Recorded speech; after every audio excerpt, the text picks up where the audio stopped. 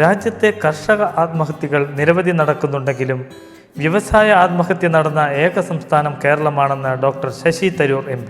Podimattam saint Mary's parish ഹാളിൽ നടന്ന കാഞ്ഞിരപ്പള്ളി രൂപത നസ്രാണി യുവശക്തി മഹാസംഗമത്തിൽ മുഖ്യാതിഥിയായി പങ്കെടുത്ത് പ്രസംഗിക്കുകയായിരുന്നു അദ്ദേഹം.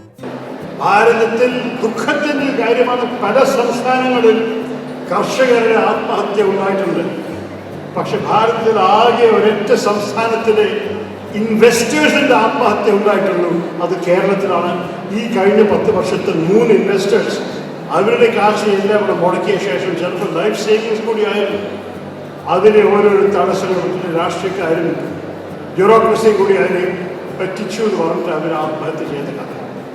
അപ്പം ഇതെല്ലാം കേൾക്കുമ്പോൾ എന്തുകൊണ്ടാണ് ഞാനിത് പറയുന്നത്? നമുക്ക് നമ്മളുടെ കേരളത്തിൽ മാറ്റം കൊണ്ടുവരണം. പക്ഷെ ആ മാറ്റം കൊണ്ടുവരുന്ന ഏജൻസ് ഓഫ് ചേഞ്ച് നിങ്ങൾ തന്നെയാണ്.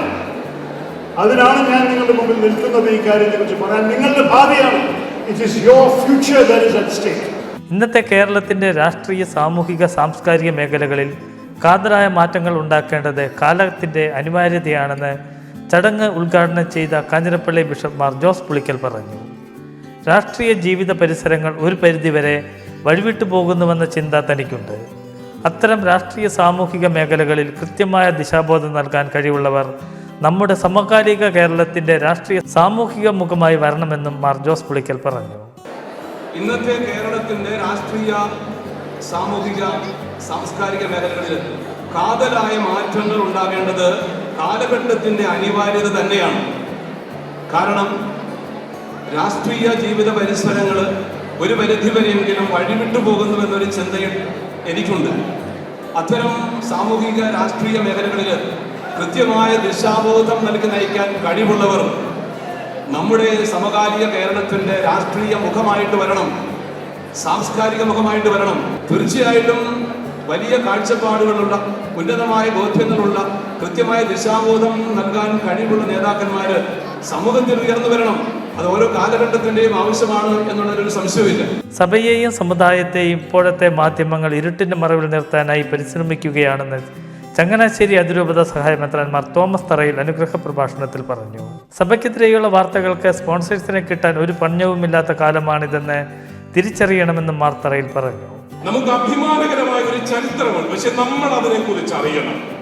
നമ്മുടെ ഇപ്പോഴത്തെ മാധ്യമങ്ങളൊക്കെ നമ്മളെ വലിയ ഒരു ഇരുട്ടിന്റെ ഒരു മറവിൽ നിർത്താനായിട്ട് പരിശ്രമിക്കുന്നുണ്ട്. നമ്മൾ ചെയ്യുന്ന നന്മകളെ കുറിച്ചൊന്നും ഒരു വാക്ക് പോലും പറയാം.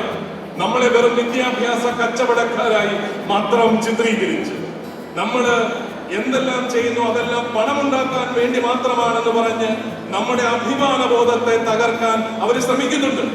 പക്ഷേ അവരാരും പ്രതീക്ഷിച്ചതുപോലെ നമ്മളാരും വിശ്വാസത്തിൽ നകന്നു പോവുകയോ സഭയിൽ നകന്നു പോവുകയോ ഒന്നും ചെയ്തിട്ടില്ല.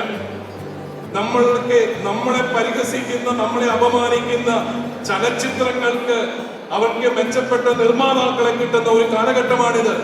നമ്മൾക്കെതിരെയുള്ള വാർത്തകൾക്ക് സ്പോൺസേഴ്സിനെ കിട്ടാൻ ഒരു പഞ്ഞവുമില്ലാത്ത ഒരു കാലമാണിത് എന്നുള്ളത് നമ്മൾ തിരിച്ചറിയണം. പൊടിമറ്റം സെന്റ് മേരീസ് പാരിഷ് ഹാളിൽ നടന്ന സംഗമത്തിൽ കാഞ്ഞിരപ്പള്ളി രൂപതയിലെ 147 ഇടവകകളിൽ നിന്നായി 4000-ലധികം യുവജനങ്ങൾ പങ്കെടുത്തു.